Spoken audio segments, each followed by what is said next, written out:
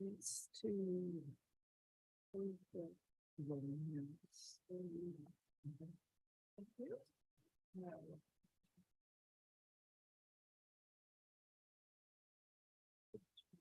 Just do the first thing. You just do the first thing. No, just recommend each other.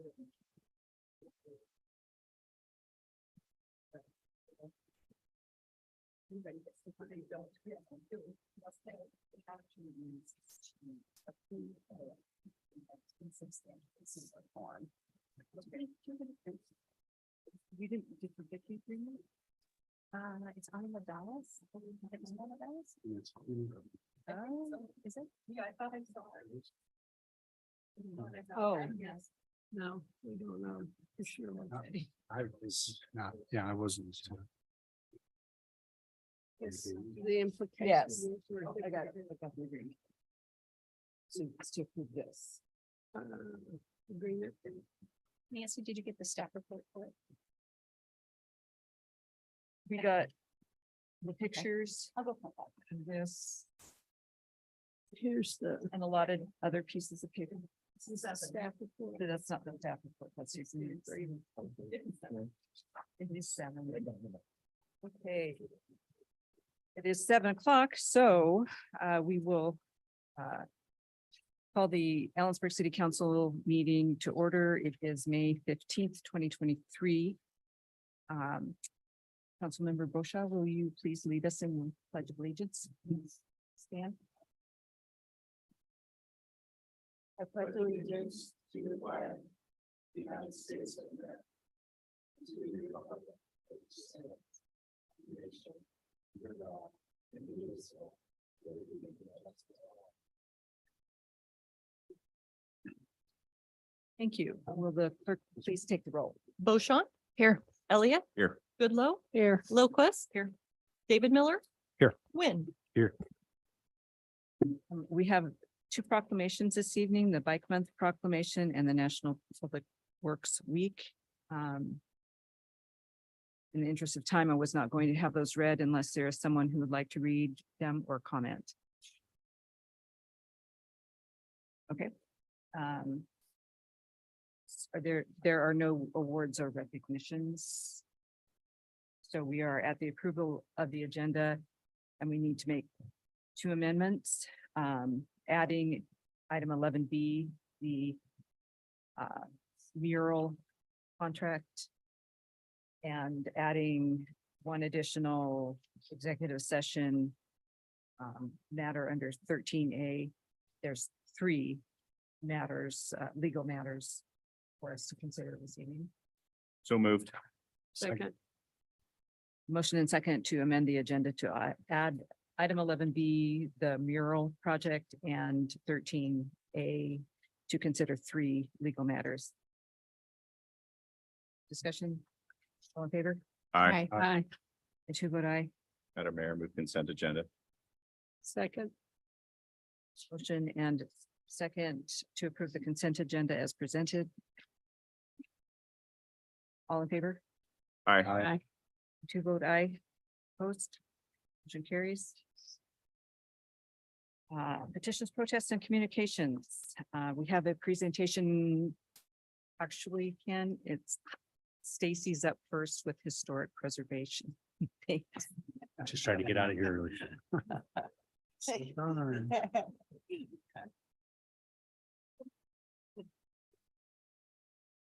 Pull it up.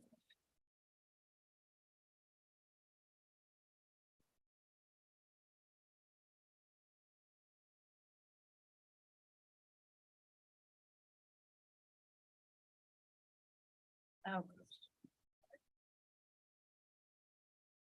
Not that big a deal. He doesn't approve of what you're doing. We have to make sure everyone who is watching on TV can see it too.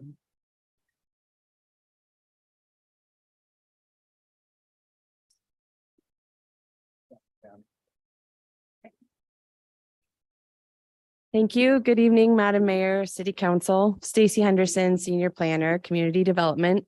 Thank you for your time today, and I'll try to make this brief but informative. I'm here in celebration of Historic Preservation Month for 2023. As sort of a yearly update on preservation projects happening around town, around the community, I usually provide an update to City Council in May relating to historic preservation awards that the Landmarks Commission and Museum host. So the commission has been actively trying to celebrate the amazing people and projects that occur throughout the community over the past few years. And this work makes a big difference in Ellensburg. The Landmarks and Commission has selected several preservation projects and people to honor this Saturday as they co-host the 2023 Historic Preservation Awards with the Kittitas County Historical Society. It will be, this event is open to the public, taking place from 4 to 6 p.m. on Saturday at the museum. So the first project that we are recognizing is an award for commercial restoration. The historic commercial buildings are beautiful, but can also be a big undertaking and require proper treatment and maintenance and preservation. John Woods and his late brother Norm are being recognized this year for their efforts in preserving the historic building at 311 North Pearl before the recent change in ownership. Sorry. Specifically, their efforts to clean and repoint the exterior brick masonry. So as you can tell, the new pictures after their cleaning are here, and the original before the cleaning are here. So there is still some damage and patchwork with the brick, but the facade almost looks an entirely different color, and that's because it was cleaned and the mortar was fixed. And repointing is really important to ensure that bricks stay intact and don't start falling out of the wall. And also it helps prevent water from leaking into the building. Doing this to any building, especially a large commercial downtown building, is a huge undertaking. So the Landmarks Commission is grateful for their effort. Also, just to share, I had the good fortune of touring the upstairs of this building after it was emptied out, and it's beautiful. So, I mean, needs a little bit of work, but there's, original solid wood doors and wood molding, and the ceilings are about 13 feet high, and there's huge windows with the rounded tops, and those are actually, many of them are still original. So it was really fun to get to tour that, and we're very excited to see what the new owners do up there. So there's some of the detailing. So the next project we wanted to recognize is the award for residential restoration, and this one is located at 902 East Capitol Avenue. Unfortunately, their house is completely surrounded by vegetation, so it was a little hard to get photographs of it, even going up close to the house. But this is one of the very few, very well intact Italianate residential architecture left in our community. So it's really important to recognize when houses like this are taken really well care of. This house used to have different siding on it. I believe hardy siding at one point that was removed, and the original lap siding was restored. And although we recognize that the current owners didn't do that, it's a great example of how preserving the siding can really help preserve the character of the building as a whole. That being said, the current owners did recently paint the home, which a lot of people do, but on a home like this, it's quite an undertaking, and they added a lot of paint detail with the Italianate brackets and around the windows. And they also restored the porch, which I tried to get a picture of, and you can't tell, but there's actually really beautiful detailing along the railing that is in keeping with the home. So for this weekend, we'll probably get some better pictures, but you get the idea. The next project was for compatible infill at 911 East 3rd Avenue. It's common in preservation to encourage compatible new construction, as it can impact the overall character of a house, neighborhood, or building. And what you see here is an ADU studio that the Landmarks Commission considered a wonderful example of compatible infill. The structure doesn't take away from the main house. The siding replicates and is similar to the house siding. And you can't really tell in the slide, but it actually has some really great details in it, kind of like, we call it gingerbread in at, the preservation world. So also they went through the care and detail of putting molding around the windows and adding some detailing on the roof. So the amount of thought and detail that went into this structure, the commission thought needed to be recognized. So one of the last awards we're recognizing is what we do each year, the Historic Preservation Stewardship Award. We're recognizing Darren Reed and Steve Reed this year. They do a lot of their projects together mostly, so we wanted to recognize both of them. They own the building at 109 East 3rd Avenue, which many of you may recognize as the new EDA space downtown. It's across from the museum. They've been doing a lot of work on that building and really activating those spaces to be useful for the community. It's always great to see these spaces be used. So that's been an exciting project. Darren and Reed, or Darren and Steve, also own the historic Ames House, which is this yellow house down here, which, as many of you have probably noticed, has undergone significant interior and exterior work over the past couple of years. This is actually one of the oldest houses in Ellensburg, so it's been a really exciting project to see the house used and taken care of, and that's been great. And then some of you may remember that Darren and I believe Steve also were behind moving the historic Munson Pot House from behind Domino's to the historic residential district. They did that several years ago, but that was in an effort to save the house, and it's a beautiful addition to the historic district now. So it was pretty exciting, and I love that picture. They've done so much for the community, so we're recognizing them this weekend, and I'm sure we'll see them in the future as they do more projects. Two quick highlights. I also wanted to mention that the Geddes building is pretty much done. They just went before the Landmarks Commission and had a special valuation application approved, which is a financial incentive for preservation projects. These are some before pictures of the outside of the building. You can see the white effervescence and spalling of the brick and some of the work they did. Here's some interior, during work and before work pictures. And then here's some after. So they, fixed up all of the brick.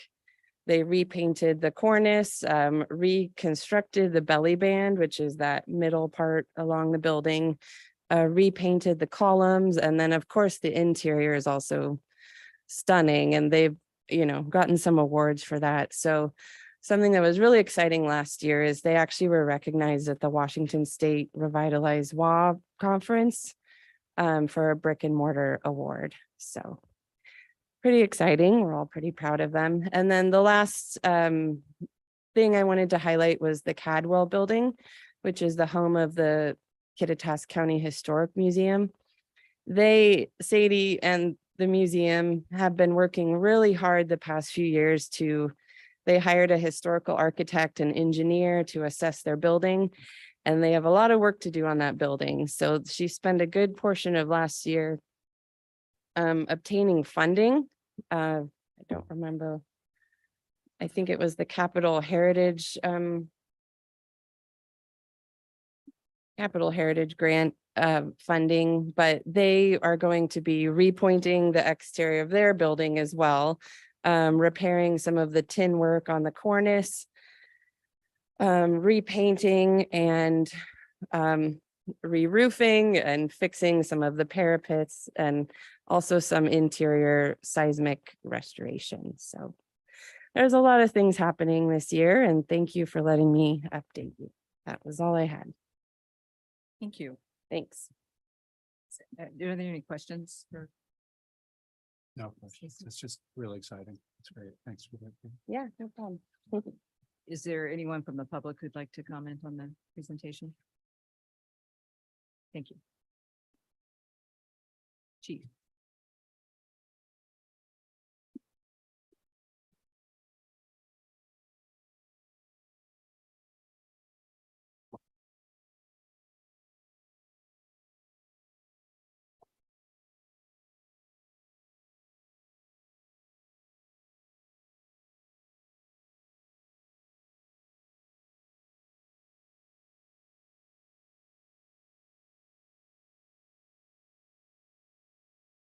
Drew's gonna come in and make me share this with everybody else.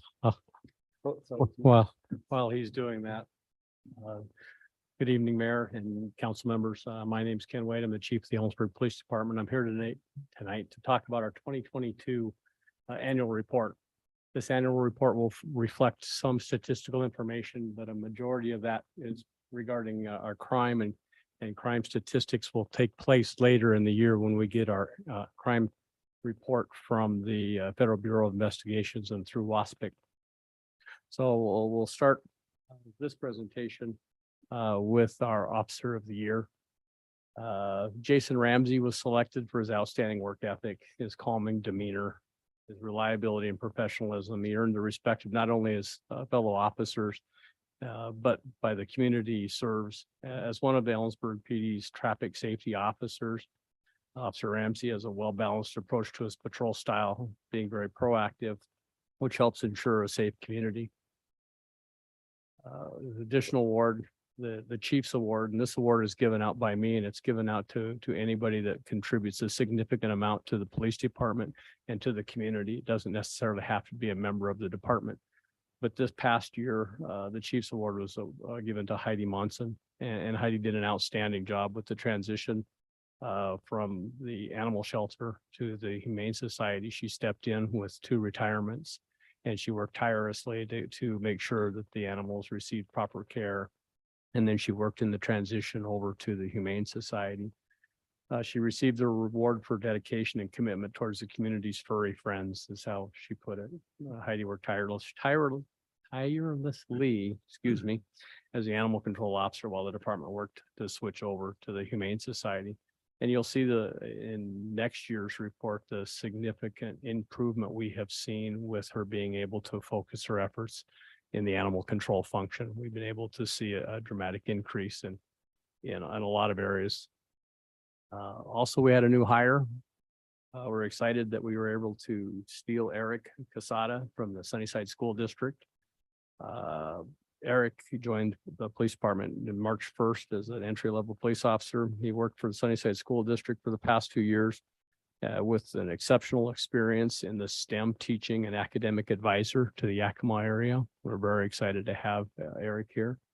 And then we said goodbye to Danielle Birchie. Danielle left the department in July 2022 to pursue other interests in the fire department in District 7. Danielle was a dedicated employee and had a very bubbly personality, and you knew when Danielle was in the room. She did a great job of keeping me going in the right direction and providing me whatever information that I asked for. This past year, we continued with many challenges that were left to us in a post-COVID-19 environment.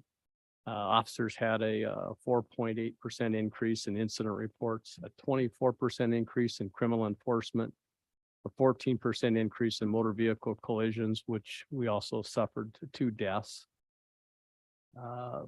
compared to 2021, and experienced a record 455 mental health referrals. Additional crime stats, like I said, will be presented during the 2022 crime report later this year.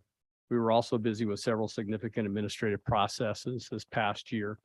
And the first of those was the transition to the Lexipol policy, where we worked with Lexipol, which is a nationally recognized policy and procedures, risk management corporate company. And we've got that set up to where we have a manual that has been tested in both the state at the federal level. They have policy experts that will help us in all aspects of policing, and they've been very, very helpful.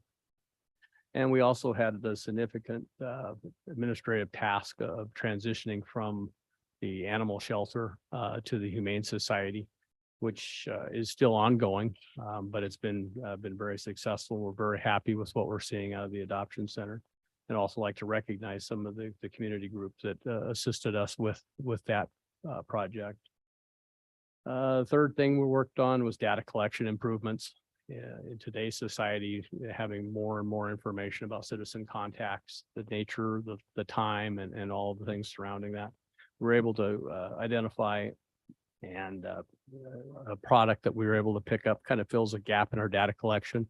We had very thorough data in enforcement, but what we were lacking is those non-enforcement issues, contacts that the officers made. And we now have a tool that we can work with. We beta tested it for the manufacturer for the developer. We also used another product of theirs. And so we were one of the first to transition to it when they moved it to Washington. It's being implemented throughout Denver, Colorado, and throughout Colorado. And they're being in discussions right now with the Washington Association of Sheriffs and Police Chiefs for enacting it here in Washington State too. So we're on the forefront of that. And our most important programs for 2022 was our continued work with our community partners. And those include the school districts, mental health, substance abuse and homelessness organizations, victim services, central and other law enforcement agencies. And of note, we held an educational summit early in the year to help our law enforcement partners better understand and respond to the community challenges involving the intersection of mental health and substance abuse and homelessness. We had a meeting at the police department. We brought in Ms. Susan Grendel and her staff, and we brought in law enforcement representatives, the CEOs of the different departments in the prosecutor's office, and walked them through what was taking place, not only statewide, but also what we were seeing here in Ellensburg. We're probably the most significant player in that world right now. Use of force. Uses of force. Okay, the officers of the Ellensburg Police Department utilized portable or reportable use of forces 3 times involving 2 incidents in 2022. The first incident involved the use of 2 specific tools, OC-10 pepper balls and less lethal impact weaponry. The second incident involved OC-10. Of the 17,143 calls handled in 2022, a response to overcome the resistance of an individual occurred 0.0002% of the time. And of note, the one incident that we were involved in where we used 2 different types of reportable tools was a 30-year-old female up at Central Washington University who attacked a student with a knife. She ran in, it was barricaded in the vestibule up there, and then officers intervened with pepper balls in an attempt to get her to drop the knife. When she attempted to cut her throat, the officer stepped in and shot her with the beanbag rounds and caused her to drop the weapon. So they were able to take her into custody for the assault, plus they saved her life. The second incident involving a use of force was at a residential burglary where the person barricaded themselves in the bathroom and refused to come out. He made statements to lead the officers to believe that any efforts to go in and take him out was going to be met with force. He left a window open in the bathroom, and the officers were able to deploy pepper balls into the residence or into the bathroom area. And a pepper ball at OC-10 caused the subject to give up peacefully, and he was taken into custody and charged with burglary. Complaints. Complaints in 2022. We investigated 10 complaints alleging inappropriate conduct by officers. And this involved 1 response to resistance and 9 job performance complaints. Of the 10 complaints, 5 were exonerated, 4 were unfounded, and 1 is still pending. The 5 job performance complaints alleged, we had 5 job performance complaints alleging biased policing. 4 of those investigations are complete and were determined, and 1 was unfounded. Or let me back up, and 1 is still to be determined. 4 of them were unfounded. 1 investigation is still not complete, and we expect that here in the next couple of weeks. Of the bias-based policing, 3 were biased alleged towards Hispanic origin people. 2 were alleged bias towards blacks. 1 officer was involved in 2 complaints. Both were exonerated. The trend we're seeing at 2 out of the 3 Hispanic bias complaints involve subjects that admit that they're breaking the law, but believe that because of their nationality, that was the causal factor of being cited. And then the 3rd complaint alleging that the officers inappropriately stopped him, he stopped the officer and blocked the officer in. So he was also an individual we've had other engagements with or involvements with in the community. Training. Training is a big component of the police department, and more so now with the law and justice mandated information that's come forward. And what we found is that we're required to have 24 hours per commissioned officer in order to maintain our CJTC officer standards. And that's through continuing education. In 2022, the officers of the department averaged 81 hours. The topics varied from legal updates to leadership training, how to best serve sexual assault victims. We had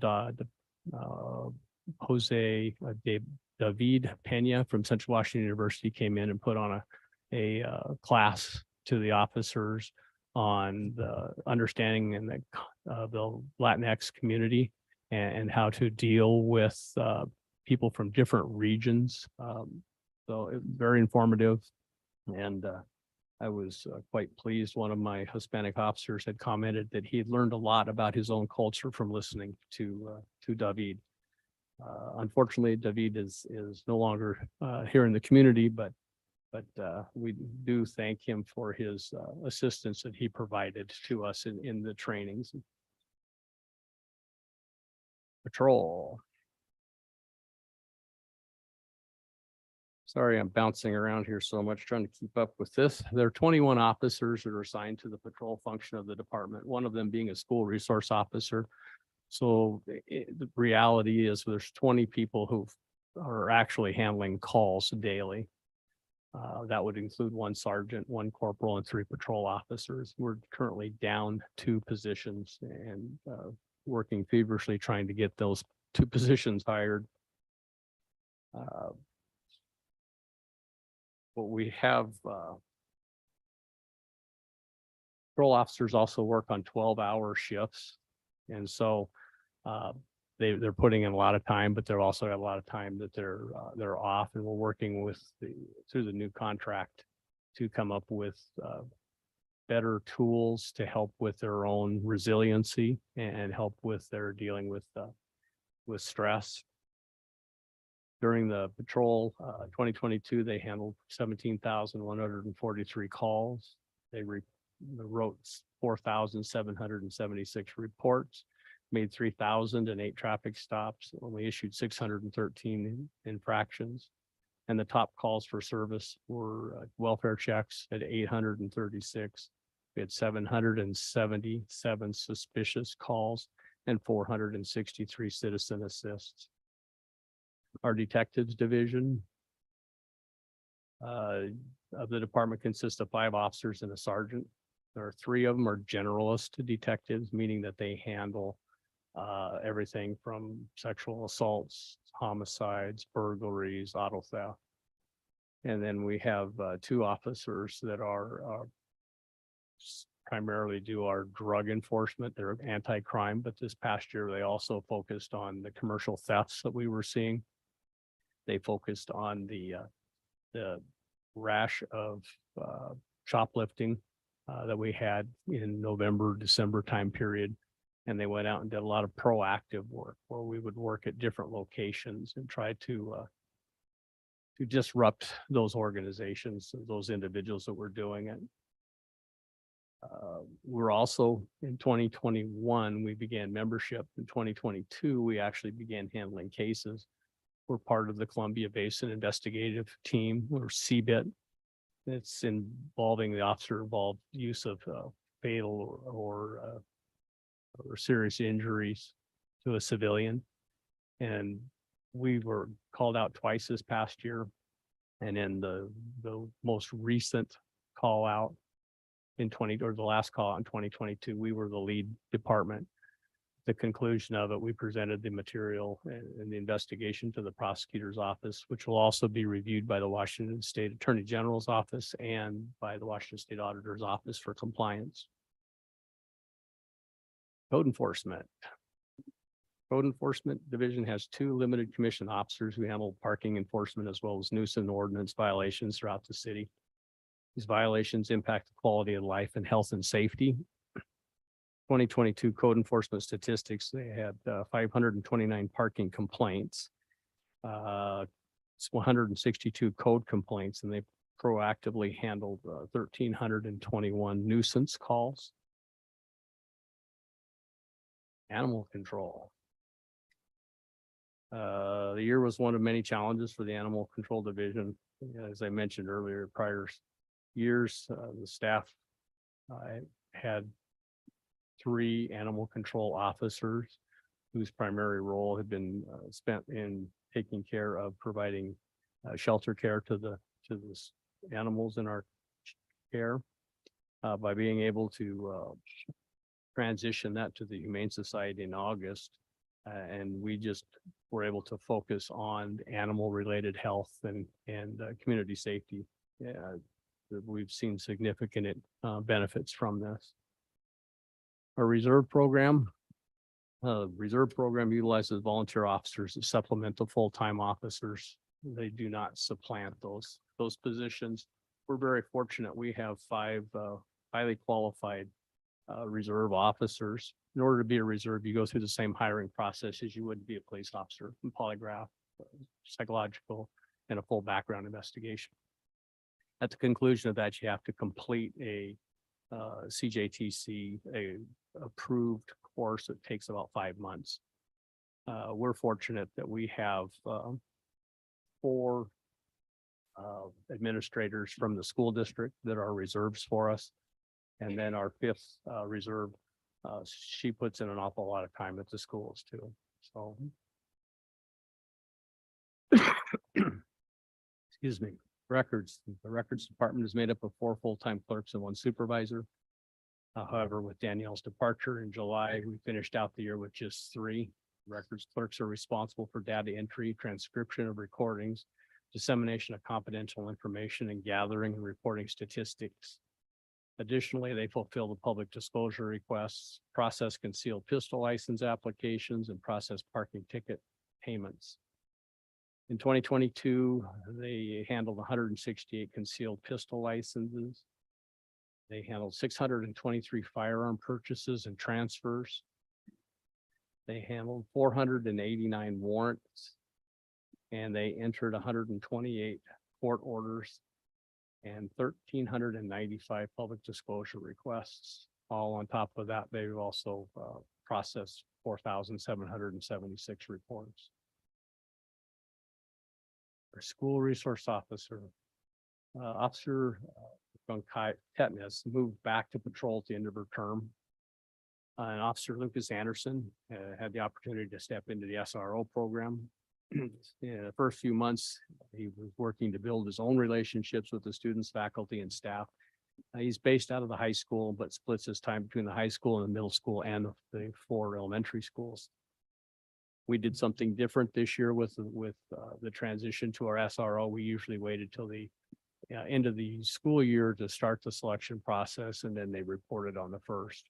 We identified who this year's student resource officer was going to be, and we were able to get him through all of the new state mandated training that's required. And so when he showed up in the school, he had all of his requirements already fulfilled. So we didn't have any time delay in trying to get him through the training while school was in session. Community outreach, our Citizens Academy. You'll see in our Citizens Academy, one of the distinguished council members.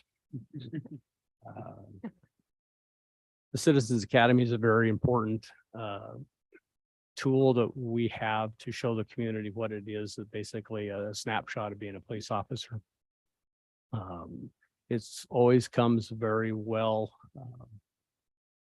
received, and the remarks of as we seek to look at ways to improve it, there's always a lot of positive aspects or a lot of positive comments for it. It's a very popular program, and it helps educate the community. A lot of people watch TV and believe what we do is similar to what they see on TV. And it's not until you go through there, you get to see all of the of what the job is really about. Shop with a Cop. Again, another one of our yearly events. This is a very important, not only to the Ellensburg Police Department, but to the fire departments and the school districts and everybody that's involved in this. We meet with the kids who are identified by their local schools, kids that could benefit from a program like this. And then they're met at the door by either myself or Chief Jason Berthen Cook. They're brought back to the fire bays where the firefighters have fixed them breakfast.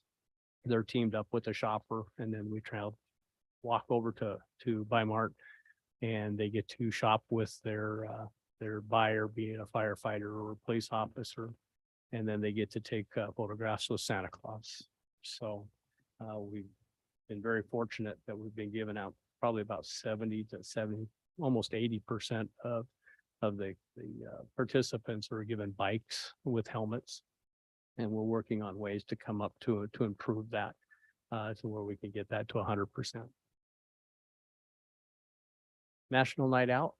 This is by far our biggest event of the year. This past year, we served approximately 700 hamburgers and hot dogs. It's always very well attended. The focus of the National Night Out is geared towards children's safety. And we have, as you have all been there, you have seen the number of families that turn out, and it's a very positive environment. Everybody gets to go look at the fire trucks and the police cars and the classic cars that show up while they're getting their dipping dots and the hamburger served by the city attorney and the city manager, and in some instances, the city council. Something that we've added to our community involvement is the car seat clinics. Beginning in 2021, we saw a need for providing child safety restraint training. And we worked with traffic safety to get two of our officers, well, one of our front office staff and one of our officers through the training. It's a week-long course, and it's very methodical, and it's very thorough on their what they need to do for that. We were also able to work out a grant with traffic safety to where we have a collection of child safety restraints and booster seats and car seats for those people that are less fortunate and can't afford them or in a bind and need them. And so this past year, we were awarded a statewide award for our participation in this program. We've done, I think we did 2 clinics last year, or 3 clinics last year. We plan on doing 3 or 4 this year. We've already done 1 here about a month ago. We gave out we did approximately 88 car seat checks and provided 22 car seats. They were gifted to families in need. And we currently have contact with KVH, where if they have people with newborns or first-time parents, that have them get a hold of us and schedule an appointment and come up, and we will install their car seat for them and inspect it, make sure that it's not on a recall, and make sure that it hasn't been in a collision. And I finished up with our Top on Top event. Cop on Top suffered over a couple of years during COVID. There was not as much participation from the community, but a lot of participation from the officers. We're thankful to KVH. They get the officers up on the roof with their aerial. We serve hot dogs and Fred Meyer is a great partner in that event. With that, I'll conclude my annual report. Is there any questions? Council, do you have questions? Chief Wade. No questions, but I do have a comment if I can. Sure. I'm sure it's still an ongoing investigation, so you can't speak to it, but I did want to commend you and your officers for the way that you handled the school incident last week. As a parent with kids at all those schools, it really hit home. Thank you. I'll pass that along to the office. Is there anyone in the public who'd like to comment on the presentation? Seeing no one. We will move to board and commission reappointments. There are two. So Candy Cleary seeking reappointment and was recommended by the Diversity, Equity and Inclusion Commission. See Candy here. And let's see. And Jill Sheffer is seeking reappointment to the Arts Commission. And Jill is not here either, online or in the audience, so but the Arts Commission did recommend her reappointment.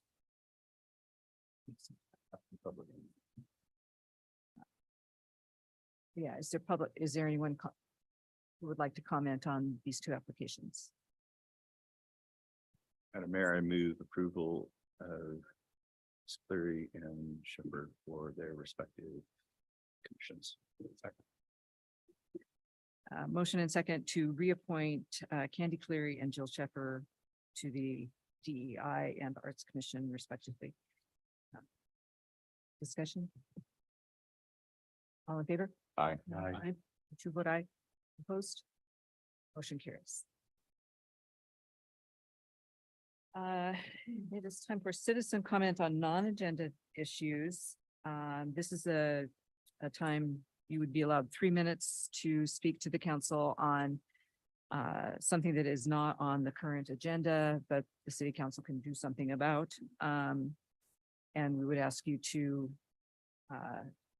introduce yourself and state your name and address. Howard Jones.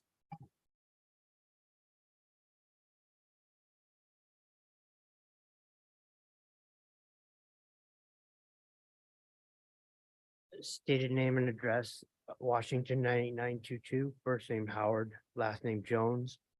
I've prepared with my notice of this remit, asking the city of Ellensburg and county residents on a preview of noise waiver application. The final say is given to what I gave no received 3 minutes, 33 hours and 52 weeks. Any instructions or guidance I can get from your review or city action on how to finalize and reduce that and approve it. Are you asking for the council? So this is a chance for you to comment.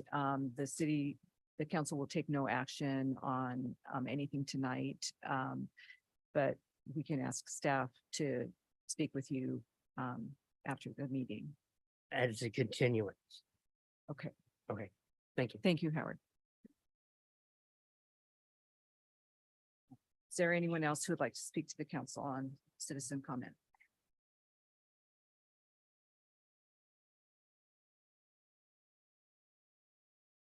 Mr. Kelleher.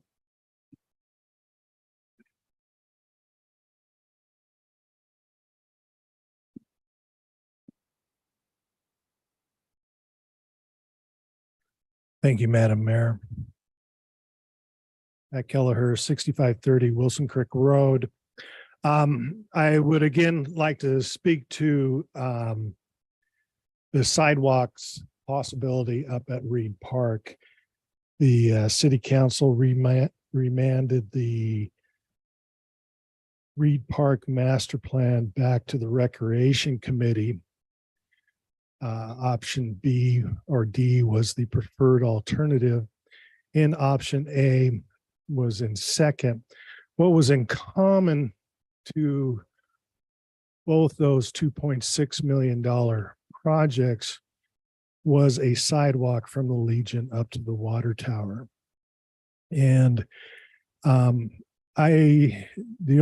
so there was agreement, if you agreed with A or D, you were in agreement with the sidewalk.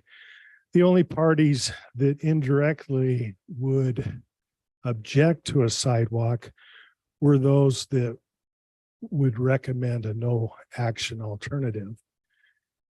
Do nothing up at Reed Park. Of course, if we did nothing up at Reed Park, we would continue to have the only park in our system that doesn't have an ADA parking spot. There's no way to move pedestrians along Craig Avenue. So I don't see that as a very supported position.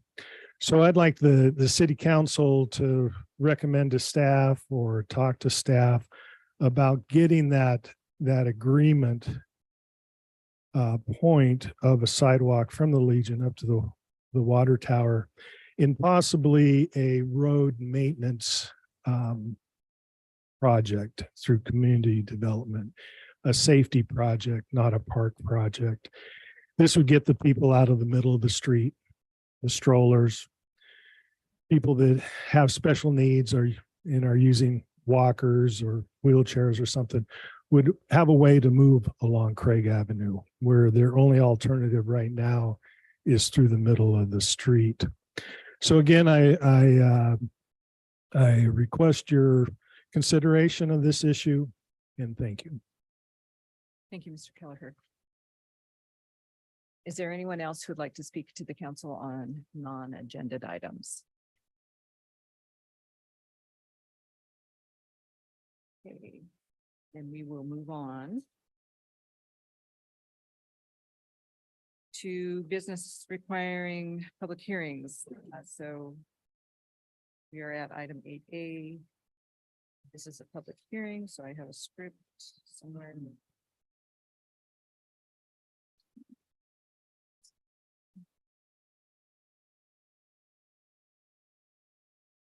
I've lost.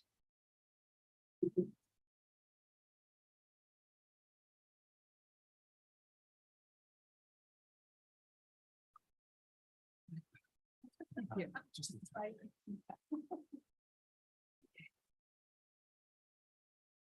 Okay. The purpose of this legislative hearing is for the city council to consider second reading and adoption of ordinance 4909, approving annexation of parcels 744134, 474134, 513634, and 503634 located at 1900 Brick Road, P 22-085, filed by the International Order of Odd Fellows Lodge 20. The public hearing is now open. I ask for your cooperation in the following procedure. Everyone will be given an opportunity to be heard. The city clerk will be making a recording of the proceedings. I will first recognize requests to testify from anyone attending this hearing in person, followed by any persons attending remotely via Zoom. If you wish to participate virtually via Zoom, you must raise your virtual hand on the Zoom meeting screen or press *9 if you are connected by a telephone only, and wait until I have recognized your request and you have been unmuted. When you're invited to speak, begin by stating your name and address and indicate whether you are speaking for yourself individually or as a spokesperson for a certain group or both. Speak slowly and clearly. Only one person will be allowed to speak at a time. Any questions of staff are to be directed through council. Before we hear from the audience, is there a staff report to be presented? Yes, there is. Good evening, council members, Madam Chair. Jeremy Johnston, Community Development Planning Manager for the record. First item before you, as you mentioned, is the second reading of ordinance 4909 from the Independent Order of Odd Fellows. It's file number P 22-085. The applicant is seeking annexation of parcels 744-134, 474-134, 513-634, and 503-634. The combined property acreage is approximately 36.38 acres, located at 1900 Brick Road. The applicant has ownership of all 4 parcels. The applicant originally submitted a petition for annexation on July 26, 2022. City Council established the annexation boundary on September 6, 2022. Kittitas County Assessor's Office determined the application sufficient on October 10th, 2022. And the City of Ellensburg Planning Commission heard the application on February 1st, 2023, voted 4-1 to recommend approval of the application with a zoning designation of residential medium to City Council. On January 3rd, and the continued hearing on April 3rd, City Council heard the first reading of the ordinance 4909 and voted to approve the annexation, but with a residential low zoning designation. The second reading of this ordinance was noticed in accordance with the processes outlined in Ellensburg City Code 15210 and 15220. A notice of public hearing was mailed to property owners within 300 feet of the parcel boundary and noticed in the newspaper of record on April 27th, 2023. And the site was posted on April 26th, 2023. Staff is recommending adoption of ordinance 4909, approving annexation of the 4 parcels mentioned with a zoning designation of residential level.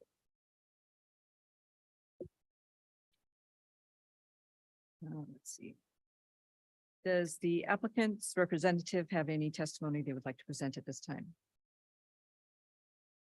Okay. Mr. Sturgill's indicating no.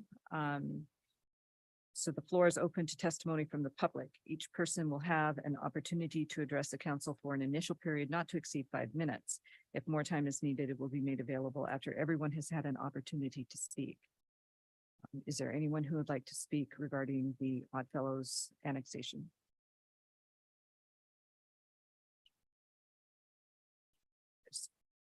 Would you like to speak regarding the Oddfellows annexation?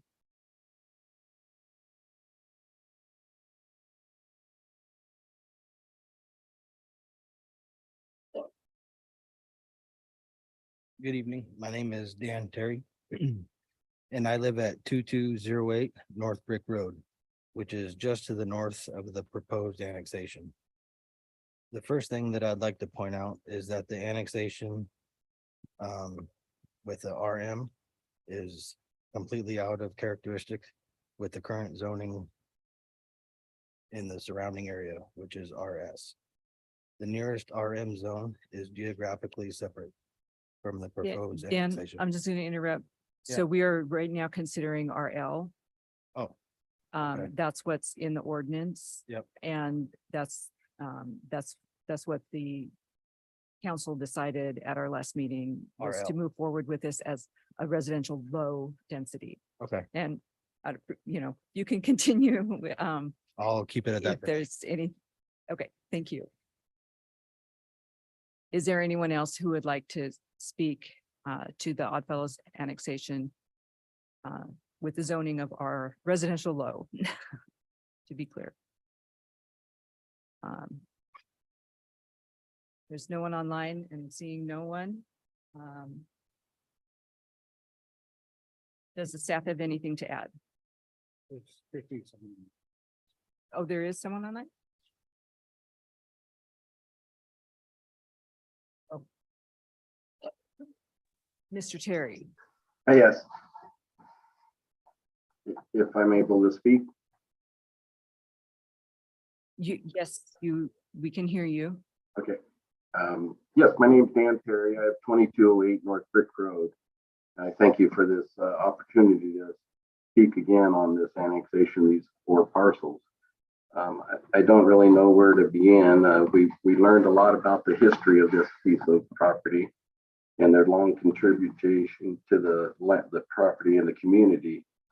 And for whatever reasons, they basically have become a landlord, or they're going to become our landlord because they can't make their taxes or whatever.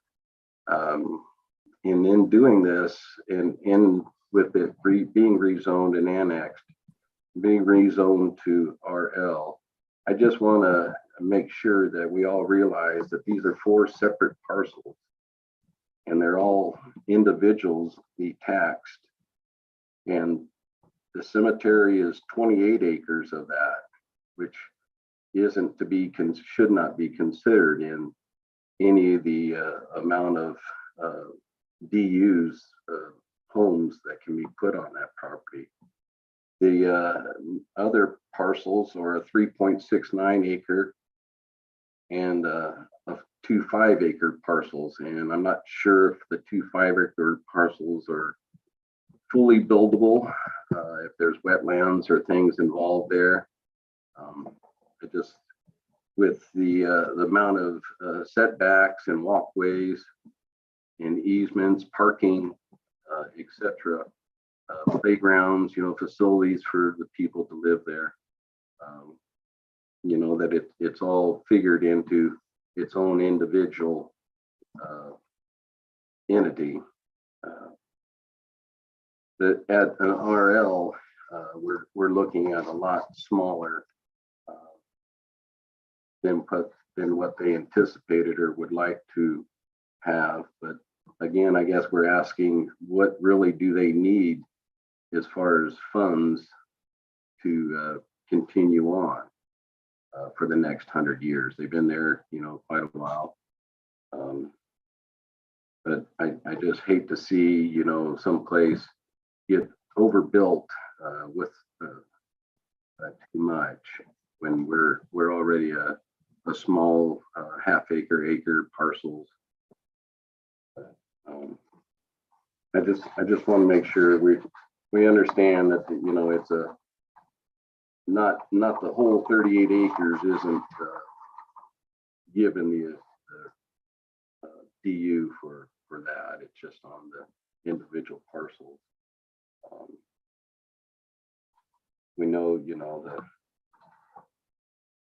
areas, a very nice area, and we, everybody has walked there. They use the cemetery, and it's a nice area.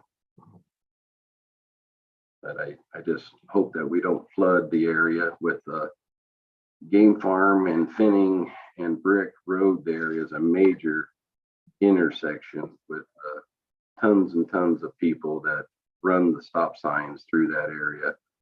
They use it as a drag racing to get around the college and get around town. If I had known that was the case, I might not have purchased there.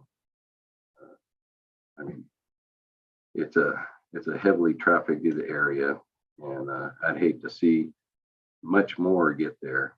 But anyway, I appreciate your time.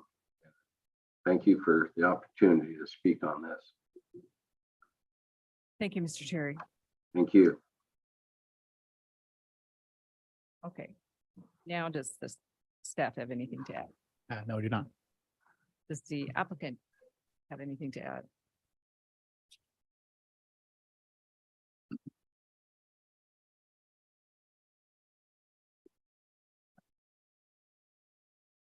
We've used this extra time and worked closely with staff, and we understand that residential low is the correct zoning.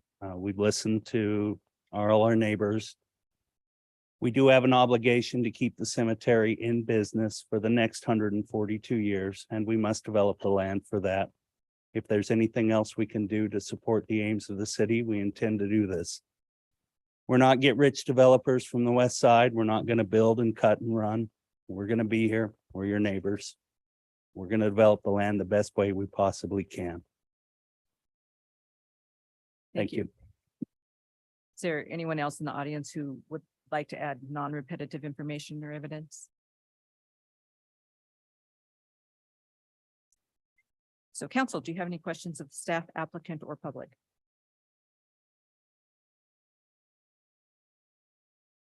Seeing none, the public testimony portion of this hearing is now closed. Council may now begin its discussion and deliberation of this matter. Madam Mayor, I move second reading and adoption of ordinance 4909. Second. Motion and second for second reading and adoption of ordinance 4909. Is there any discussion? All in favor? I'll do roll call. Darn I it. was Like, I You almost had got that it. until- That's okay. Boshan, Yes. Elliot, Yes. Goodlow. Yes. David Miller. Aye. Wynn, Yes. Lilquist. Yes. An ordinance of the City Council of the City of Ellensburg, Washington, annexing parcels 744-134, 474-134, 513-634, 503-634 to the City of Ellensburg, Washington, assigning residential low zoning classification, providing for the assumption of existing city indebtedness, and fixing a time when the same shall be effective. Thank you. So we are on page 126, the Teanaway Ridge annexation. And it's another public hearing. So another script. So the purpose of this legislative hearing is for the city council to consider second reading and adoption of ordinance 4914, approving annexation of parcel 17826, located east of Bull Road and north of Interstate 90, P 22118, filed by Teanaway Ridge LLC. The public hearing is now open. I ask for your cooperation in the following procedure. Everyone will be given an opportunity to be heard. The city clerk will be making a recording of the proceedings. I will first recognize requests to testify from anyone attending this hearing in person, followed by persons attending remotely via Zoom.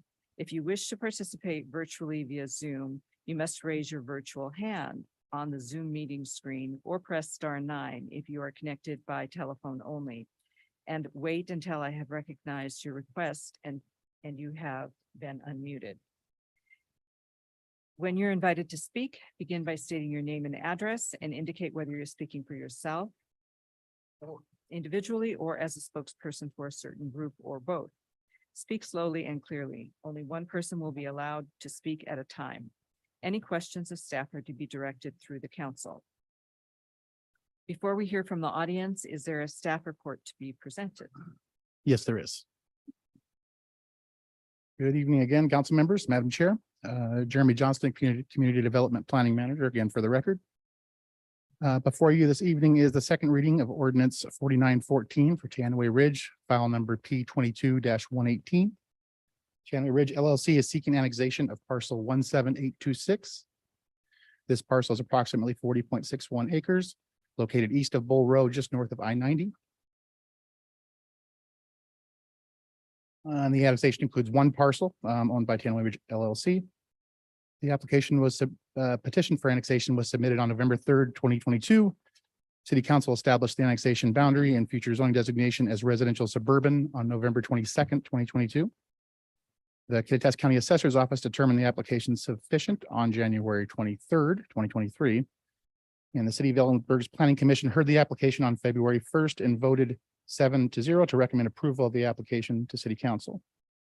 On April 3rd, 2023, City Council heard the first reading of ordinance 4914 and voted to approve the annexation unanimously with the residential suburban zoning designation. The second reading of this ordinance was noticed in accordance with the processes outlined in Ellensburg City Code 15210 and 15220. Notice of public hearing was mailed to the property owners within 300 feet of the parcel boundary and noticed in the newspaper of record on April 27th, 2023. And the site was posted on April 17th. Staff is recommending adoption of ordinance 4914, approving the annexation of parcel 17826 with the zoning designation of residential suburban. Thank you. Does the applicant's representative have any testimony they would like to present at this time? Seeing no one. The floor is open to testimony from the public. Each person will have an opportunity to address the council for an initial period not to exceed 5 minutes. If more time is needed, it will be made available after everyone has had an opportunity to speak. Is there anyone who would like to speak? Seeing no one? Does the staff have anything to add? No, I didn't. And there was no applicant or public. So the public, let's see, council, do you have any questions of the staff, applicant or public at this time? Seeing none, the public testimony portion of this hearing is now closed. Council may now begin its discussion and deliberation of this matter. Madam Mayor, I move second reading adoption of ordinance 4914. Second. Motion and second for second reading and adoption of ordinance 4914. Is there any discussion? All in favor? I'll do roll Excuse call. me. That's Roll okay. call, You almost, you almost caught it. automatic. Beauchamp, Yes. Elliott, Yes. Goodlow, Yes. David Miller. Aye. Wynn, Yes. Lilquist. Aye. An ordinance of the City Council of the City of Ellensburg, Washington, annexing parcel 17826 to the City of Ellensburg, Washington, assigning residential suburban zoning classification, providing for the assumption of existing city indebtedness, and fixing a time when the same shall be effective. Okay, thank you. So we are at 9A, page 147, ordinance 4916, increasing membership of the Diversity, Equity, and Inclusion Commission. Hello, Madam Mayor and council members. Nicole Klaus, staff member to the DEI Commission. You have before you ordinance 4916, requesting the expansion of the DEI Commission from 7 members to 9 members to help the commission achieve its goals outlined in their work plan and to add more voices to the table. At your May 1st meeting, you approved first reading of the ordinance. Staff is recommending you adopt ordinance 4916.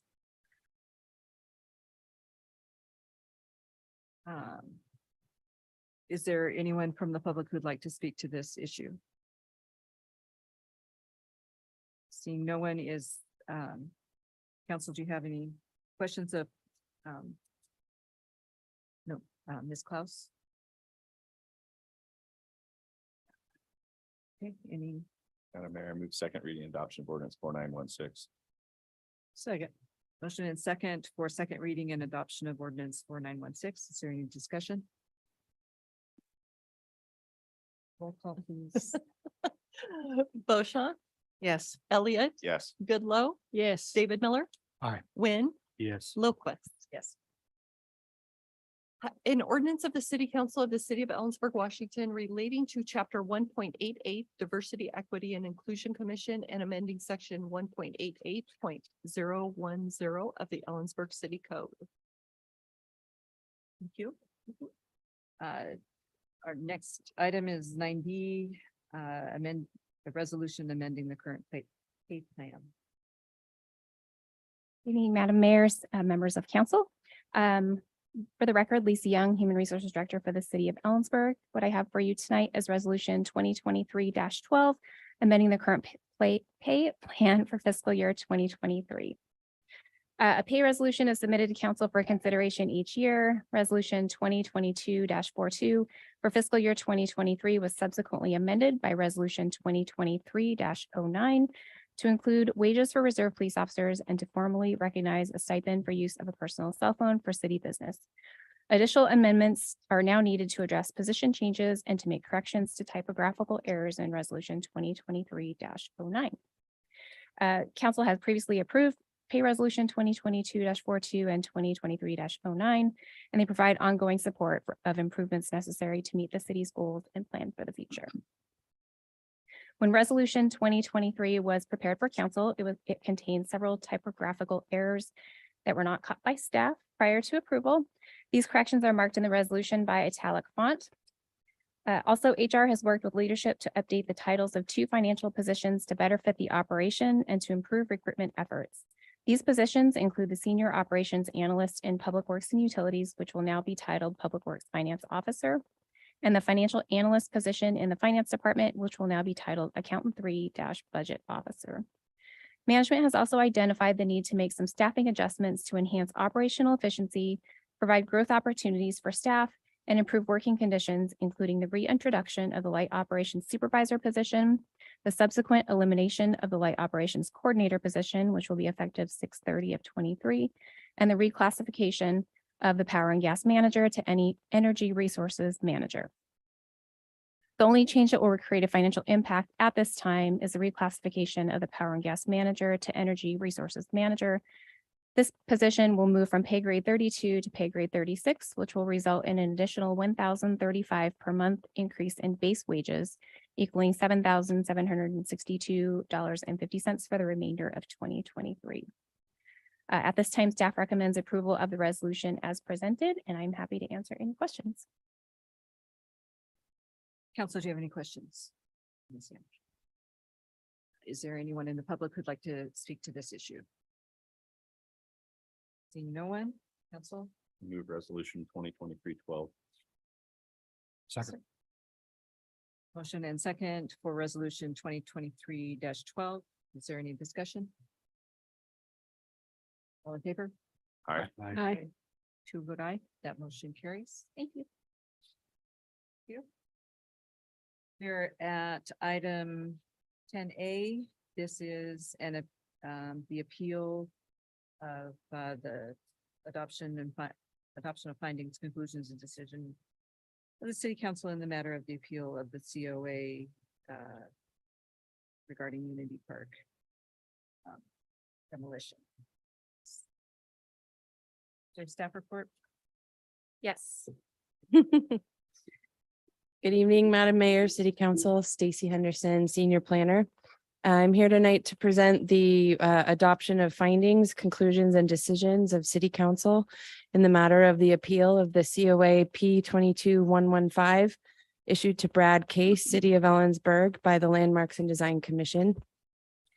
The city's Landmarks and Design Commission, following an open record hearing on January 25th, issued a certificate of appropriateness on January 27th to applicant Brad Case, City of Ellensburg, granting authority to proceed with the proposed demolition of the Wells Fargo Bank building at Unity Park located at 4th Avenue and Pearl on parcel ID 146933. A timely appeal of the COA was filed by Pat Kelleher on February 13th. On March 20th and April 17th, 2023, City Council considered Mr. Kelleher's appeal in a closed record hearing. Following the closed record hearing for the appeal held on April 17th, at the City Council meeting, Council approved the motion to deny the appeal. Per ECC 15-230-090C requires City Council to issue a written decision on the appeal within 21 days after conclusion of the hearing. On May 1st, 2023, applicant Brad Case approved extension of the time for issuance of the decision to May 15th. Staff recommends approving the adoption of the decision, and that concludes my report. Thank you. Are there questions for Ms. Henderson? Is there anyone in the public who would like to speak to this matter?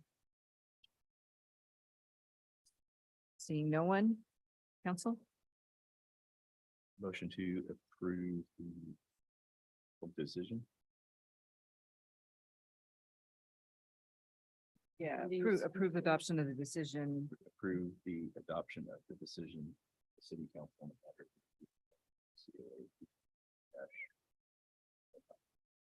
Second. Motion and second to approve the adoption of the decision made by the Ellensburg City Council in the appeal of the COA P22-115 issued to Brad Case regarding the demolition of the Wells Fargo Bank at Unity Park. Is there discussion? All in favor? Aye. Two vote aye. Opposed? Motion carries. The next item is the decision by the council the appeal of the COA P23-02 regarding Unity Park. Hello. Staff report. Thanks. Good evening, Madam Mayor, City Council, Stacy Henderson, Senior Planner. I'm here tonight to present the decision of the Ellensburg City Council on closed record hearing in the appeal of the COA P 23002 for the decision of new construction at Unity Park issued to Brad Case, City of Ellensburg by the Landmarks and Design Commission. The City Landmarks and Design Commission, following an open record hearing on January 25th, issued a certificate of appropriateness on January 27th to applicant Brad Case on behalf of the City of Ellensburg, granting authority to proceed with the proposed new construction of structures to be built in Unity Park, located at 4th and Pearl on parcel ID 146933. A timely appeal on the COA was filed by Pat Kelleher on February 13th. On March 20th and April 17th, City Council considered Mr. Kelleher's appeal in a closed record hearing. Following the closed record hearing for the appeal held on April 17th, Council approved the motion to deny the appeal per ECC 15-230-090C. This requires City Council to issue a written decision on the appeal within 21 days after the conclusion of the hearing. On May 1st, applicant Brad Case approved an extension of the time for issuance of the decision to May 15th.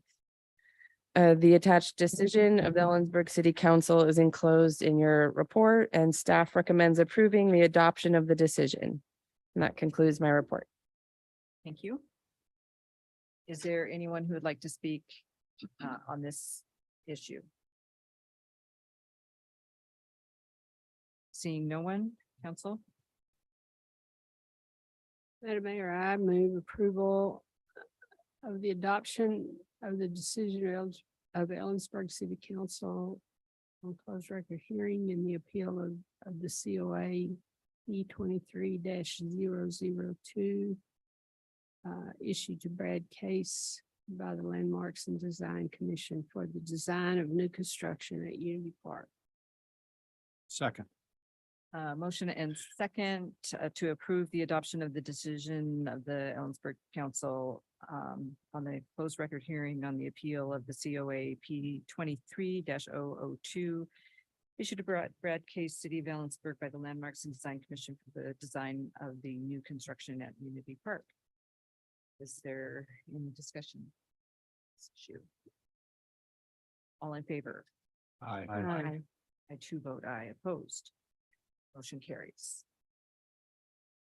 We are at our first quarter financial status and investments report. 175.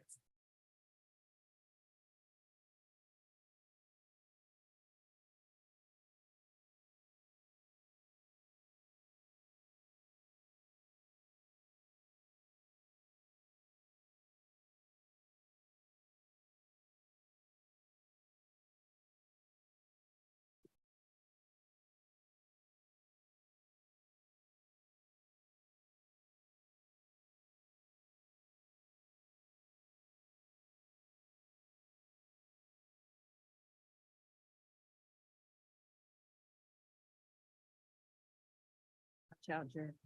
Who's coming? Am I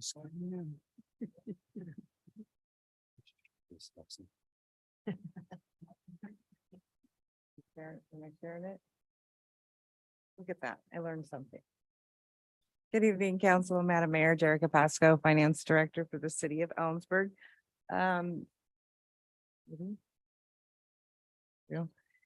Beginning on page 179, I believe, of your agenda report, is the 2023 first quarter financial status and investment reports for the period ending March 31st. The 2023 first quarter reports were presented to the Finance Committee at the May 5th meeting.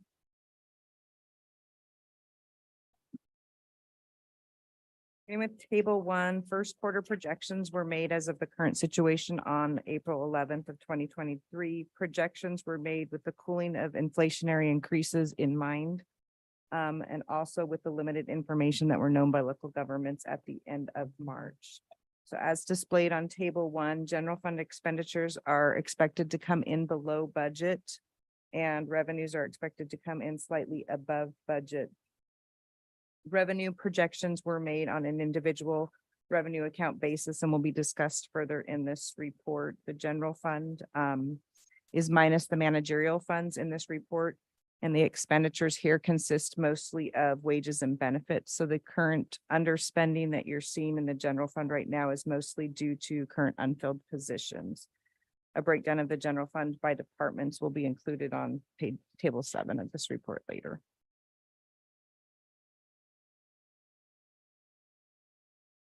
Table 2 shows the year-to-date revenue remitted from the state of Washington sales tax activity. Looks like first quarter remitted from the state was about 5% higher than first quarter 2022. Many of these that you see in this are sales tax revenues that will be discussed in more detail in the next 3 tables. The 2 lines that I want to note that we saw decreases were city assistance. City assistant is a portion of the state real estate REIT distributions. So each quarter, the state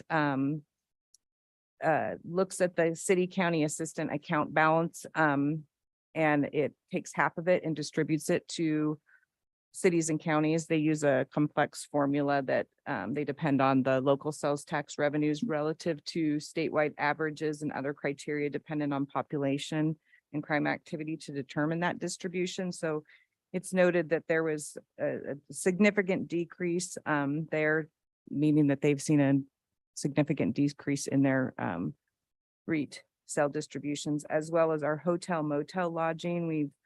Hotel motel lodging was the last one to make a recovery with COVID. It finally got up above pre-COVID levels, and it looks like first quarter, it's now down below first quarter of 2022. So that's something that we will continue watching closely. Table 3 shows all the governmental fund tax revenues by type. So overall, our governmental fund tax revenue is projected to exceed our budget by about 880,000 or about 4.5%. Current sales tax projections, we used a 3% increase over 2022, which was consistent with the cooling off of inflation that we were seeing and the spending adjustments. The B&O tax projections, which is mostly made up of utility taxes, those were done individually with anywhere from a 0 to 15% increase depending on the particular utility. Utility tax increase are based on the individual utility rates increases, the outstanding receivables for each different utility right now, the seasonal trends and other changes that we have happening there. The other classification, the third one, that is where you will see hotel motel tax and leasehold excise tax collection. So right now, because of the decrease in first quarter, we're projecting slightly to come in under budget in that tax classification. Table 4 breaks down the difference of budgeted less projected by tax purpose. So overall, the sales tax is projected to come in at about 5.73% over budget or by about 607,000. Keeping in mind that most of these, the only one of these that is not restricted is the regular retail sales tax, and that's projected to come in only around $163,000 over budget. So that's really, really tight. And that's what we spend on most of our governmental services. So that's another one that we're going to be watching really closely. Table 5 gives you a little idea how we came up with some of those projections too. Table 5 digs a little deeper into the sales tax by activity. So regular retail sales tax revenue saw a 4% overall increase over the same period last year. However, again, we have construction in there that's very volatile. And so if we were to bring construction out of that, the overall increase would be down to 1.9% over first quarter of 2022.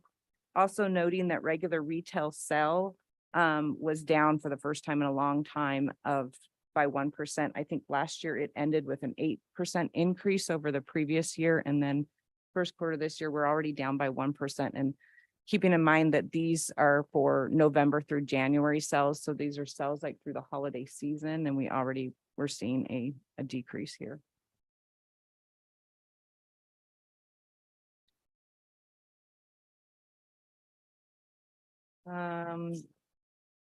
Table 6 shows the year-to-date utility tax activity. January through March of 2022 compared to 2023. So overall, we saw a 16, almost a 17% increase in utility taxes. However, this table's extremely misleading because if you remember back to first quarter of 2022, we had our largest ever amount of outstanding utility receivables. So since we're cash basis, something isn't counted as revenue until it's received. So first quarter receivables were revenues were extremely low for normal. And so looks like we're getting a 16% increase, but we're really just kind of back up to normal. So also we're continuing to see that decrease that we talk about each time for telephone and cable tax that we'll probably see until it's pretty much gone. Gas shows a 35% increase to that one is a little bit misleading as well, because a lot of the gas utility tax that we see is dependent on the gas rate that we're paying. So that one goes up and down quite a bit too. So that's why I said in the first page when I was talking about the projections for utility taxes, where we projected based on a 0 to up to 15%, depending on the individual utility itself. Table 7 is the general fund revenues and expenditures, the budgeted compared to projected. It again does not show managerial funds such as the sales tax fund. This table is really early in the year to try to project and show. First quarter doesn't give us a whole lot of information. If you look where we're projecting right now, we are projecting to come in around $500,000 over budget for revenues. 380,000 of that is for taxes, and that's utility taxes, because this doesn't include the sales tax. And then around 20,000 or so for building licenses and permits. And then the remaining is around 355,000 over budget for miscellaneous, and that's interest income, and that's probably really low. We'll probably see a lot larger of an interest income than what we see there. Right now, this shows to the farthest column on the right, I should have mentioned, is the budgeted less projected. Expenditures, we're projecting to come in around $2 million under budget for expenditures, but this is where the early in the year makes it really hard, because our departments are made up mostly of wages and benefits. So again, it's early in the year. We have a lot of unfilled positions that are going to be filled here soon. And so we probably won't see quite that savings that we're showing right there now.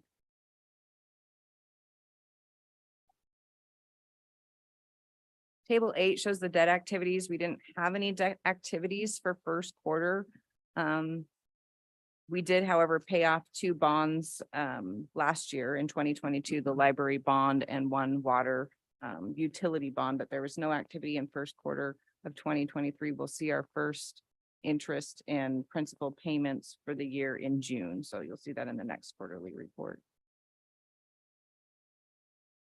The table on the next page is the revenues and expenditures for the entire city. It shows that the city brought in at approximately 6.69 million more than it spent in 2023. However, 5.7 million of that excess of revenue over expenses is from the utility and internal service funds.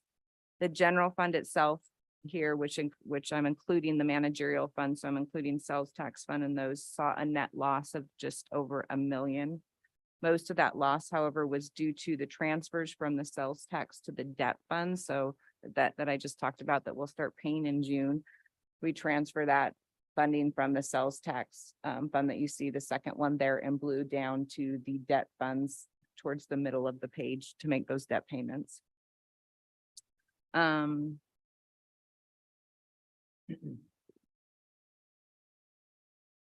all that's really noteworthy on that page. Jumping to investments, the city had 82.9 million invested in excess cash at the end of first quarter. 60.5 million of that was the LGIP, or the local government investment pool that we always talk about, that's really liquid. LGIP had an interest rate of around just over 4.7% at the end of first quarter. So because we're still seeing an inverted yield curve, meaning that rates are higher for the 2-year than it is for the 10-year. We're getting a better interest rate on our liquid or LGIP than we would on our longer term outside investments. They do still continue to invest in anywhere from 1 to 5 year investments. Right now, we have about approximately 22 million. And as they mature, I continue to invest in those a little bit so that when the tables turn a little bit and short-term interest rates drop, and at some point, hopefully the yield curve turns the other way, we're not left without some long-term investments that we can't get decent interest rates from. So we earned approximately 310 million or 310 million, be nice, 310,000 in interest in the month of March. And so we've seen approximately 800,000 or close to $1 million already in interest for the first quarter. So staff recommends council accept the first quarter 2023 financial status and investment reports as presented, and happy to answer any questions you might have. Does anyone have questions for Ms. Pasco? We just don't have any questions.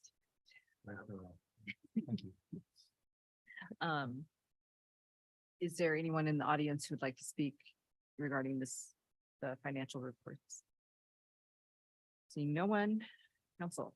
Madam Mayor, I move we accept or approve the first quarter financial report for 2023. Motion and second to accept the 2023 first quarter financial status and investment reports. Discussion?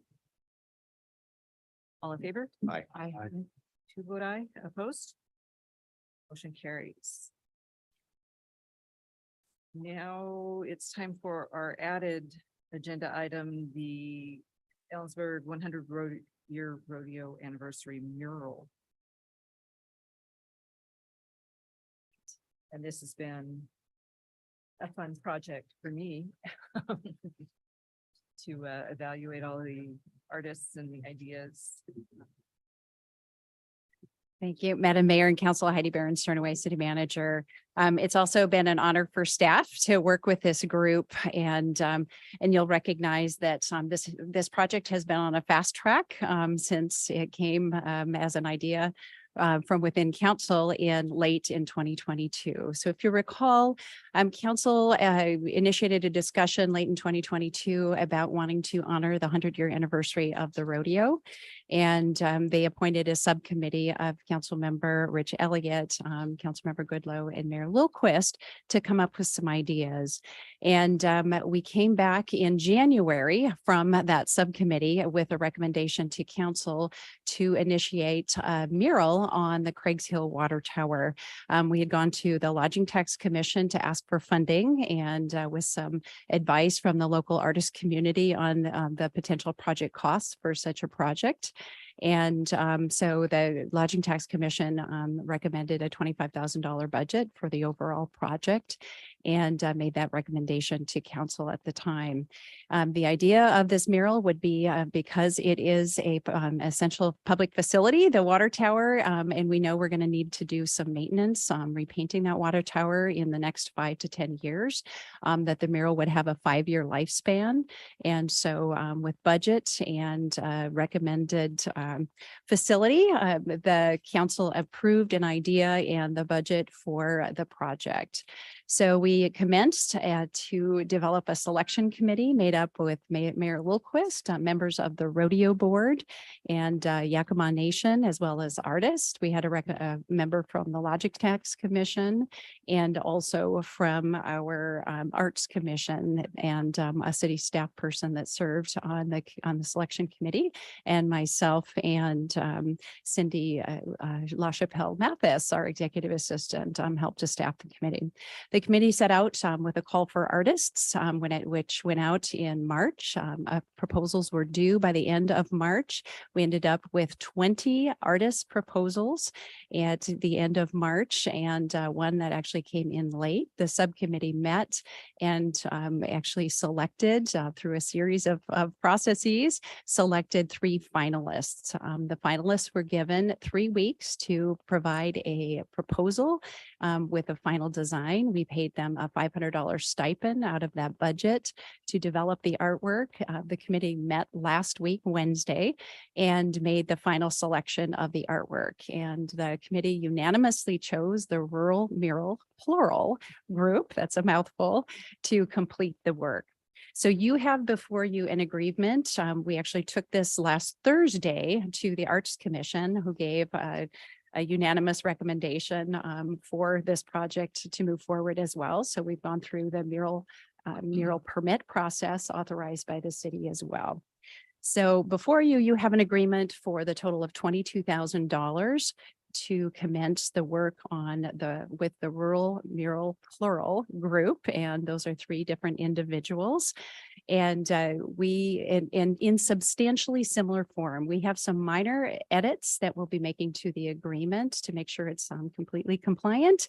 And then also with the mural project. And so I'm going to do the big reveal here. So we didn't include this in the packet because again, we've been working on this since last Wednesday and just have the final details. So with that, this is the finalist, and I'm not quite sure how to get the best view here. So thank you. I need my own tech support today.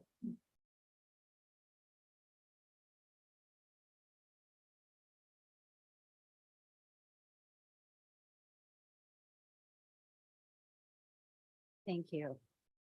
So this was the final design from the group.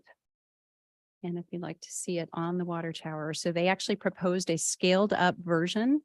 And there are some minor additions or minor changes that the selection committee would like to edit. And that is to add since 1923 in some script to the bottom. And we're going to look at maybe adding a TH to 100th.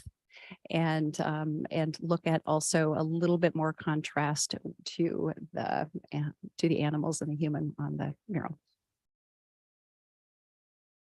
So with that, I am here to answer any questions and also to recommend that council approve the mural design and agreement with the Rural Mural Plural group in substantially similar form.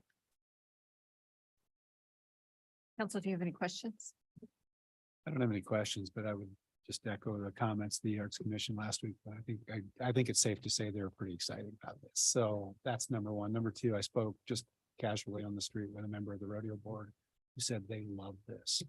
And the idea that it is large enough in scale that you're going to be able to see this from a great distance. It's going to be something people are going to, and on national television all through rodeo, of course. So it's great. I think. So I just want to throw those in.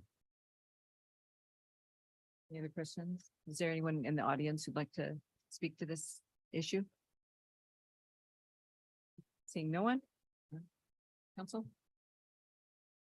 Madam Mayor, I move council approve the mural design and agreement with the this Rural Mural Plural group in substantially similar form. Second. Motion and second to approve the design and the agreement for the creation of the mural artwork with Rural Mural Plural in substantially similar form.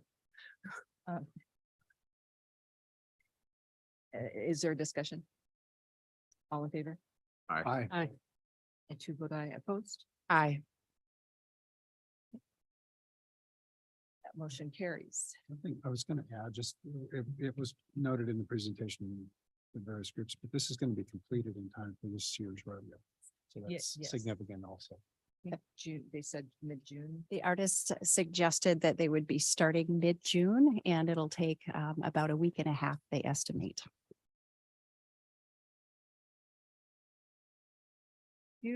Let's see. So we are at manager's report. Thank you, Madam Mayor. Heidi Barron, Sternaway City Manager. A couple items that are in your packet. One is the Natural Gas Public Awareness Program. We do an annual survey to test our awareness of gas safety. And so people are encouraged to fill that out. There are some prizes as well. Bike Month events this Saturday. A number of things are happening in Unity Park, and we have 2 local community rides. And I would also just offer that we are working with a group called Outdoors for All, who are bringing some demonstration adaptive bikes to Unity Park as well. So people can try those out, and they'll be there from 9 a.m. to 1 p.m. at Unity Park, and lots of opportunities. So if you know someone who might be interested in a different style of bike, we encourage you to check that out. Also a reminder that our annual comprehensive plan docket process has opened, and recommendations are due by the end of June. And recommendations can come from any individual, including council members and staff and any member of the public. And so there's a very simple application format online. If you have questions, contact our community development department. And our staff have been working with the downtown businesses on creating a kind of a pilot downtown pet relief station. So there's some information about that in your packet. We're going to try something like this, and if it works, we're going to look at a little spot in Unity Park potentially for a pet relief station as well. And finally, staff would request that a June 20th study session, because the July 3rd is the day before our holiday. And we have a timely item to review the international building codes that we'd like to put before you and have you spend a little time understanding the impacts of that. We'd like to request that council move the July 3rd study session to the June 20th. Date instead. Do we need a motion to do that? That would be great. So moved. Second. Motion and second to move the July 3rd study session to June 20th. To discuss the International Building Code. Is there discussion? All in favor? Aye. Aye. 2 vote aye. Opposed? Motion carries. So, council reports. We'll start with you, Adam. Nothing significant, couple of meetings, one of which we had a similar meeting here tonight for the finance. Have 2 meetings on Wednesday this week, and the lodging tax met. I think that's the difference. David? I had finance last week, Arts Commission last week. Actually, finance was fifth. So also PTAC tomorrow. So those are the official things. Other fun stuff I did. I attended the Pride auction, silent auction a couple weeks ago, and it was great fun. And came away with some really nice baskets of goodies. So that was fun. It cost a little bit of money. You know, I wasn't doing the bidding, but anyway, also went through this weekend, the market. I stopped and had a chance to drop in the market, and just the weather was fantastic, and the booths looked great, vendors, a lot of people. It was great. So, and the produce is getting really good. So, and flowers. So that's all. Great. Nancy? Had the DEI Commission regular meeting, we conducted interviews to fill the one vacant position that we had. And we bring in a recommendation to council at our next meeting, fill that position, and then hope to get more. We do have one person who we will consider that we interviewed this time that we'll consider for one of the 2 new positions that you were approved tonight. And I want to thank you for that. Appreciate that support from the council.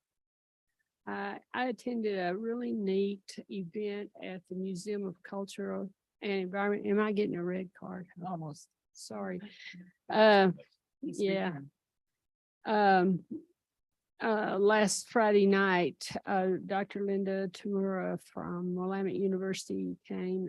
She said quite a bit of study and research and written 2 or 3 books about the return of the Japanese American World War II heroes to Oregon, particularly the Hood River area.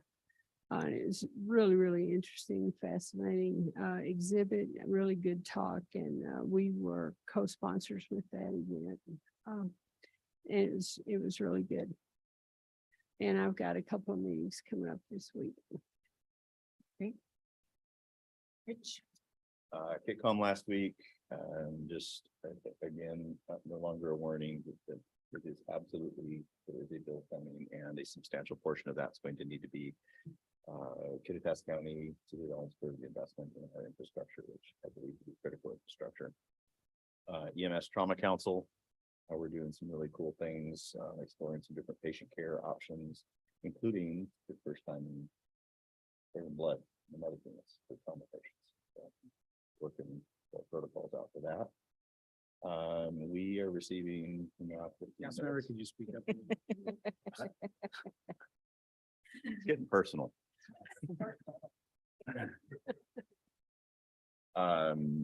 We, just as my phone's been blowing up, we're receiving significant resource orders from Alberta, Canada for massive early season fires that are threatening significant communities. So we're probably going to send significant resources from Washington State here fairly shortly. Planning Commission, the main issue that I wanted to bring back to council, and an idea that I know has been discussed in some other forums. But the House Bill 1110, the housing density duplexes, fourplexes being required in some communities in certain situations, obviously doesn't apply to the city of Ellensburg yet, with our population threshold falling underneath the initial cutoff of 25,000 for the first threshold. However, I would like to explore the possibility through the Planning Commission, through council, through the community, in looking at options of maybe beginning to implement those types of ideas early in the process, sort of a soft landing. Maybe with some fences up that, don't get so much pushback. My guess is that these will receive pushback in some communities and already are receiving. I think there's a way we can bring this in and make it make sense and do that proactively rather than reactively because the state told us we had to. So I would like to put that on future agenda. And then I also had centrifuge, and there is you guys have seen some correspondence. There is I wouldn't say a disagreement, but a lack of alignment in the perception of centrifuge's sort of geographic footprint and reporting that is causing some, I would say, some frustration and irritation amongst the board members. And I think it's something we need to work on with messaging from our perspective, because I think there's a lot of really cool things going on with centrifuge and a lot of opportunities available right now, and I don't want to see that go away. But again, we also want everything aligned and to fit inside the legal agreements and the agreements that exist. So that's something we need to work on. Sure. It's tough act to follow. I got nothing. Yeah, no, Got in the police picture. I know. I picture, I feel like I'm a little famous. I'm in the police for, yeah. So I highly suggest the Citizens Academy to everybody. I absolutely loved it. Library, just Josephine was able to juggle a little bit of her budget, so they're able to do some hiring for some staff that they were lacking in. I unfortunately had to miss my developmental disabilities this month due to a conflict. And then I have the senior new format coming up this week. So I'm going to actually go to that Thursday morning to see how that goes and see if they get more participation from their members. And that's about, I think what else had happened. Oh, I sat in on David's meeting, the Arts Commission meeting this week, just to learn some more things. And it was very interesting. I learned a lot. And so I enjoyed that. So. Speaking of arts, I got to help choose what they purchased for the city. And we purchased a very nice piece for Heidi's office because she has nothing on her walls after 2 years. So, Got a horse on it. We passed on the one with the horse, sorry. I mean, because it stays with the office, right? But not that Heidi's going anywhere, I hope. Attended a Yakima Basin Fish and Wildlife Recovery Board meeting. We did a strategic plan, so it was like an all-day meeting. Airport advisory meeting, the mural project. And at our last meeting, there was comment on a development that said basically no new houses up north until you put some services up there. And I looked at our at where we would put services, and our future land use and zoning won't allow for commercial services up north. Essentially, so I'm going to work on a comp plan amendment that would begin the discussion for how we would do that, and if anyone wants to throw thoughts my way, I would appreciate it. So with that, we have executive session.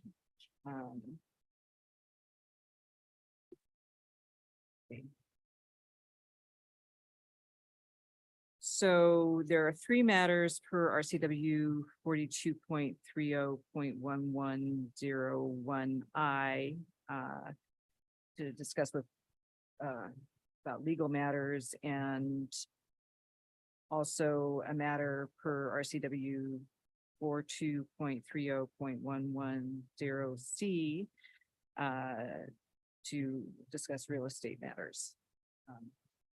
And we will be 20 minutes. That's correct. With no action following the meeting. So don't wait up for us. Okay.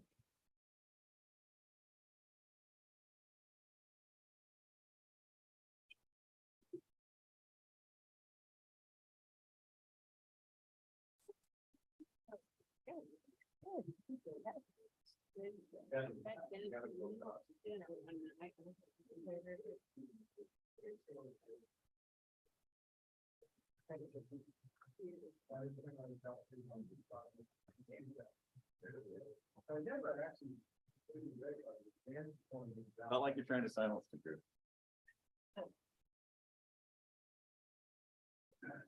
Don't put baby in a corner. Nobody does.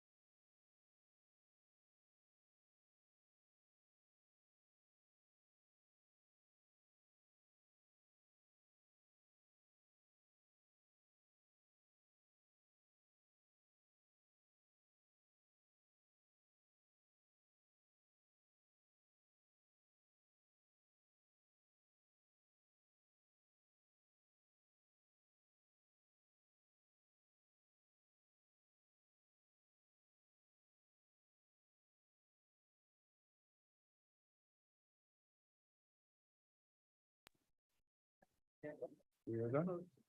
Are we Like, to call for a vote. Well, actually, yeah, Oh. right, you could. I thought it started. a minute ago. So Oh, okay. Okay. Good.